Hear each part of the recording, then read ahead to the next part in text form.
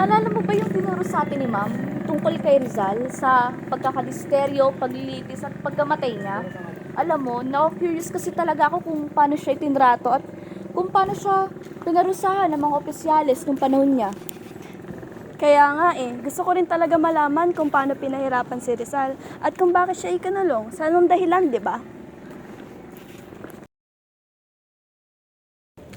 Magandang araw mga binibini. Meron ba kayong kaunting oras dyan upang ibahagi sa amin? Kami lang naman ay magbabahagi ng kwento patungkol kay Rizal.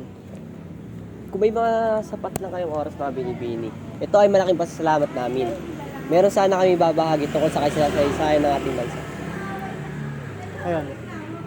Ako nga pala si Rodolph, ang inatasan ng aming guro upang magkwento ng buhay patungkol kay Rizal. Magandang gabi mga binibini. Ako nga pala si Lawrence. Handa na ba kayo makinig sa amin? Maraming salamat sa inyong pakikinig mga binibini. Naway marami kayong natutunan sa aming mga sinabi. Tsaka nga pala binibini, meron akong ibibigay sa inyo.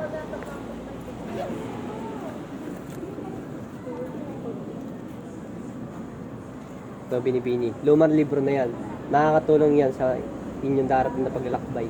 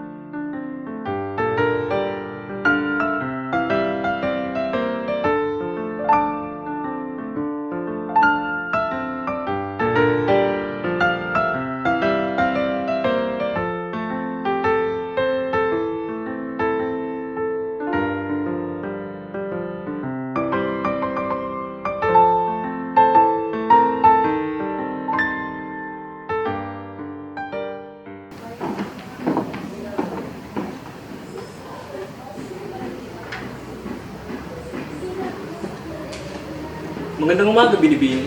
Mukhang napasarap yung pagkakatulog kasi sila ngayon. Nasaan ako? Bakit nasa ibang lugar ako? Ako pala si Manuel Marquez, isang kapasyalis ng embahada at naglalathala at magiging interrogador kay Dr. Serizal. Ha? Si Dr. Serzal? Yung national hero? Hoy! Don't tell me nasa pas ako LCS na Volviendo Loco. May sinasabi ka ba dito? Wala naman Binibini. Siya nga pala, ba't ka pala dito? Ano mo yung pakay? Isa ka bang SPA na pinadala ng mga mag-aklas upang gambalayan ng katahimikan ng bayan nito? For your information, I am not a kalaban ng bayan. So you better watch your word first, Gila pinalas! Kahanga-hanga! Sa mga natutunan ng iyong pagkasalita ng Ingles. Sa iyong pagkasalita, ay malalaman kung isa kang edukada at galing sa isang mataas na antas. May iba ako dito. Nasa ang lugar pala tayo. At bakit tayo nandito? Tayo ay nasa selda ni Dr. Serizal. Debería saberlo porque estás aquí.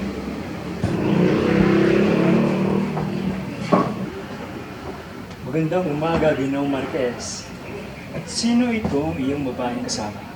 Isa ba siya sa iyong mga puta? Ano yung puta? Wala yung Binibini. Nais lamang na sabihin na napakamo ng iyong mukha. Bakit sila tumatawa? Kuya itong diskurso, Kapitan Alias. Bakit naman ako matatakot sa aking binibitawang salita, Ginoong Marquez? Baka nakakalimutan mo. Estoy a cargo de la prisión.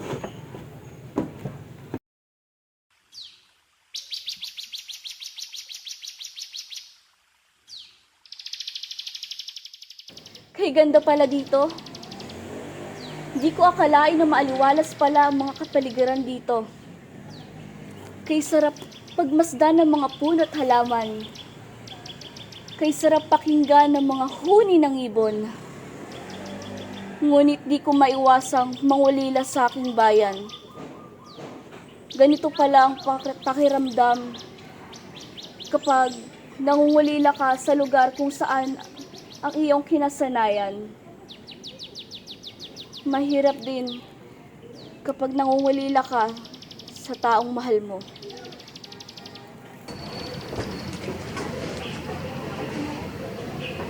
Magandang umaga, Binibini. Ako nga pala si Kapitan Marquez at nais ko malaman ang iyong pangalan, Binibini. Bastos!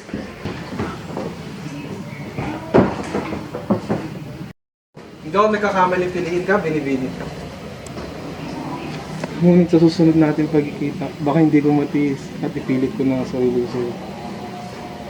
Hanggang sa muli, Binibini.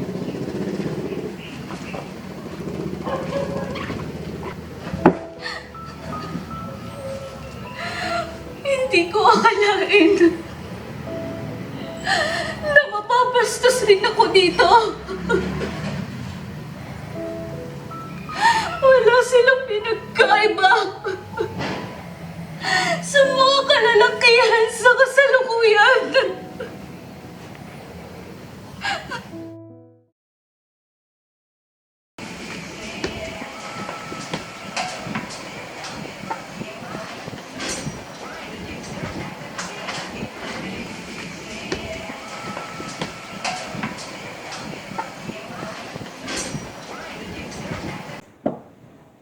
Kamusta ka aking kaibigan?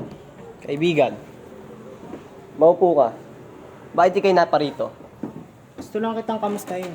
Marahil ikaw ay pinapahirapan ng mga opisyalis dito sa bilangguang ito. Pero alam ko, sa araw-araw ay kasama mo ang Diyos. Sigurado ka na ba, Pepe, sa iyong magiging desisyon? Kaibigan, mas pipiliin ko pa maakusahan at mamatay na may payapa at malinis sa konsensya. At mamatay na kilalanin ng katotohanan. Muchas gracias por visitar, mi amigos. Mag-iingat ka sa iyong magiging paglalakbay, Pepe. Siguria siendo uno de mis mejores amigos. Paalam. Adios. Adios.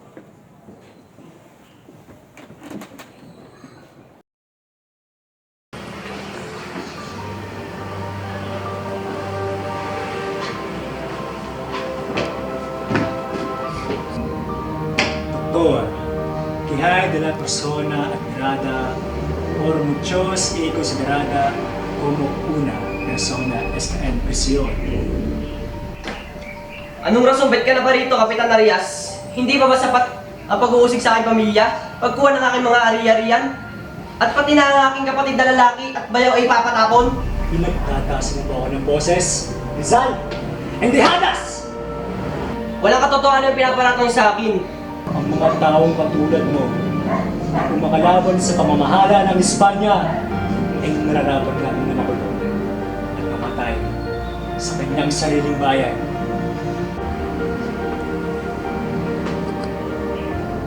Ang sinasabi ko, huwag mong ilihis ang iyong ulo kapag kinakausap kita, Rizal. Hindi ka ba marunong makinig sa mga taong nakikinig sa iyo? Sinasabi ko, huwag na huwag mong ililihis ang iyong ulo kapag kinakausap kita, Doktor! Eres un derbondizado!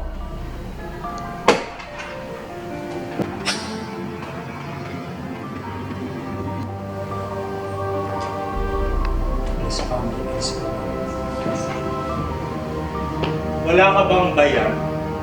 Alguien como él realmente merece morir en su tierra natal y usando solo sus calzoncillos. Magandang umaga, Doktor. Ako nga pala si Manuel Marquez. Isa ako sa pinadala ng aming embahada upang maging interogador at magisilbing tagalathala ng iyong hinanaim at panayam ukol sa pamamahala ng Espanya at kung paano ang naging buhay mo rito sa loob ng iyong selda. Bakit ganoon na lamang kung hayaan niyo si Kapitan Arias na kayo ay saktan? Kayo ba ay natatakot sa kanya? Hindi niyo ba siya kaya labanan sa kabila ng ginagawa nila sa inyo? Ang pagwawalang bahala sa iyo ng tao ay di nangangahulugan ikaw ay takot o mahina. Bagkus, kung sino man ang pumapato sa taong walang ang laman ng ulo, ay masasabi pa sa taong nakagawa ng kasalanan sa may itaas. Ang tanging kasangga mo lamang ay ang pagiging kalmado mo sa lahat ng oras. Hindi lahat ng nagmamatapang ang nagwawagi, dahil ang kanilang pinapairal lamang ay kakitiran ng kanilang utak. Solo lo anterior pwede dictor lo que esta y lo que esta mal. Kagila-gilalas ang iyong katapangan, Doktor. Ngayon ko lang nalaman na ang pagiging matapang ay hindi lagi nakuha kung sino ang may katuyuan o kung sino ang may mas kapangyarihan. Bagkus, ang katapangan ay nakakuha rin sa pagiging kalmado, kahit na tayo ay nayulakan mo. Tunay ka kahanga-hanga, Doktor. Kaya lo anterior tegi. Ginoong Rizal, ikaw ay naakusahan ng pagpapalaganap ng sedisyon sa pamagitan ng iyong mga sulatin. Ang iyong mga nobelang No Limitangere at El Filibusterismo ay puno ng mga mapangahas na ideya na nagtatanong sa kapangyarihan ng Espanyol. Inyong kagalang-galang, ang aking mga nobela ay nagpapakita lamang ng mga kawalang katarungan na dinaranas ng aming mga kababayan sa ilalim ng mga kolonyal na pamamahala. Hindi ko hangad ng sedisyon, kundi ang pagpapaliwanag at reforma. Paliwanag ang iyong pakikilahok sa kilusang propaganda ay nagsasalita ng iba. Ikaw ay isang pinuno sa mga intelektual na ito na nagtutulak ng mga pagbabago sa politika at lipunan na sumisira sa kapangyarihan ng Espanyol. Ang aming kilusan ay layunin ng mapayaman ng reforma, hindi rebelyon. Nais naming sagutin ang mga hinanaing ng aming mga kababayan sa pamamagitan ng pakipag-usap at diplomasya. Gayunpaman, ang iyong mga kritisismo ay umabot hanggang sa simbahang katoliko mismo. Ang iyong mga sulatin ay nagpapakalapastangan sa aming mga pananampalataya at nagtatanong sa otoridad ng aming mga pari. Hindi ko kini-question ang pananampalataya, kundi ang mga pang-aabuso na nagaganap sa pangalan nito. Ang simbahan ay dapat nagtatanggol, hindi mag-api sa mga tao. Ang iyong mga koneksyon sa mga kilalang revolusyonaryo ay nagdudulot ng pagdududa. Pinaniniwala ang nakikisimpatya ka sa katipunan na nagtatangkang mag-aklas laban sa korona. Ako ay nagtutulak para sa kalayaan, ngunit hindi ko sinusuportahan ang kaharasan. Ang aking katapatan ay nakatuon sa katarungan, hindi sa rebelyon. Ang iyong katapatan ay tila nakatuon sa nasyonalismo ng mga Pilipino, Ginoong Rizal.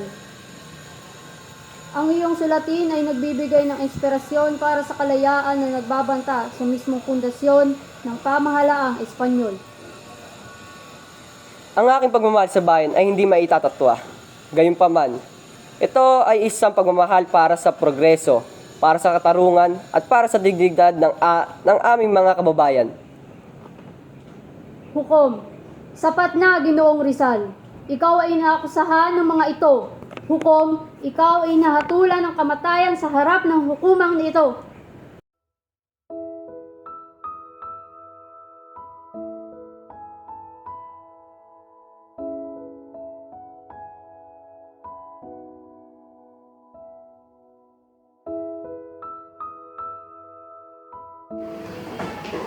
Aking ina,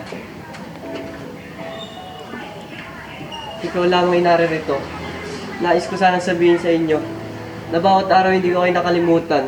Pagkas palagi ko yung pinagdarasal, pati na ang aking mga kapatid, kaibigan at kasintahan.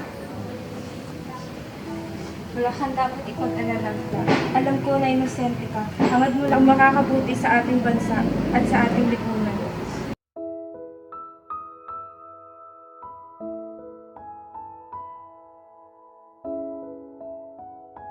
Ikalima 30 ng umaga. Dumating si Josephine Bracken. Nagpaalam si Josephine kay Rizal na lumuluha. Ika-6 ng umaga. Habang naghahanda ang mga sundalo para sa pagmamarcha ni Rizal, si Rizal ay sumusulat para sa kanyang mga mahal na magulang. Pagmarcha sa bagong bayan, ika-6 ng umaga.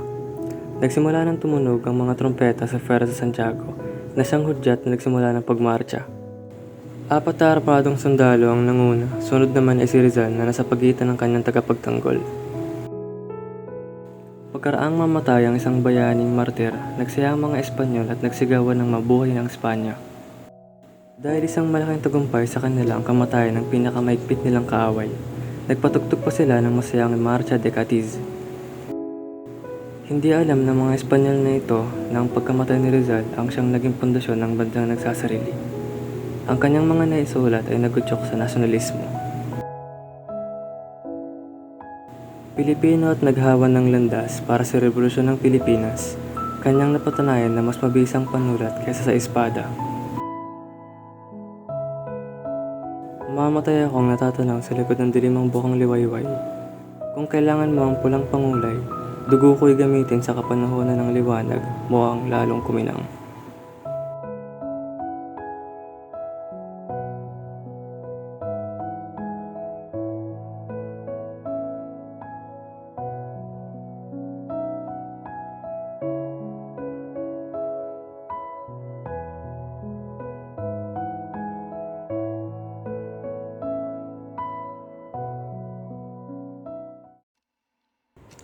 Sa bawat yapak, ang alaala'y nakaukit sa lupay, walang hanggang simula't wakas. Ang alab ng puso, sa dilim sumisiklab, pag-asa at pangarap sa bawat sulok ng kalawakan. Sa daan ng kamatayan, ako'y yumakap. Sa kadiliman ng gabi, nagsasaboy ng liwanag. Ang apoy ng kaisipan, di naglalahot tumitibay. Pag-asa ng bayan, sa aking puso'y nagliliyab. Kahit sa huling akbang, sa harap ng bala, ang aking diway busog, sa layunin ay tapat. Mamatay man ako, ngunit ang aking diway laya. Sa tahanan ng himagsik, di magugunaw, di matitinag. Ang paglaya ay isang walang rehas. Sa aking pagyakap, sa kamatayan ako'y nagtagumpay na. Listo! Karga! Abunse! Consumatum es. Fuego! Dahan-dahang pumapatak sa aking mga mata, ang dulot ng kalungkutan, nanginginig sa lamig, unti-unting winawalis ng tadhana. Ang ngiti sa'yo lapi, naliligaw na uuhaw. Kailangan ko ikaw,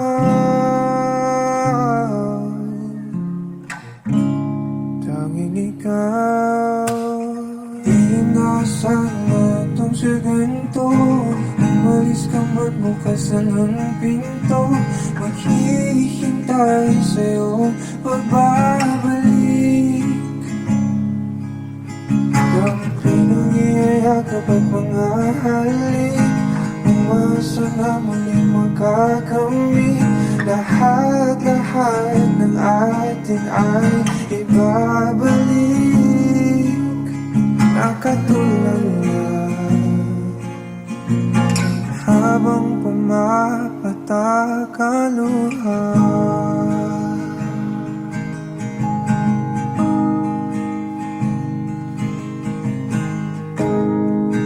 Pinapanalangin ko na sana muli kang mahagan at akin ang mahawakan.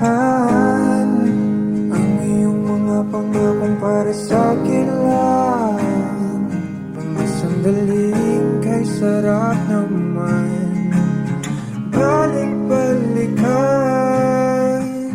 Di na sana itong sa ganito, umalis ka man bukas lang ang pinto.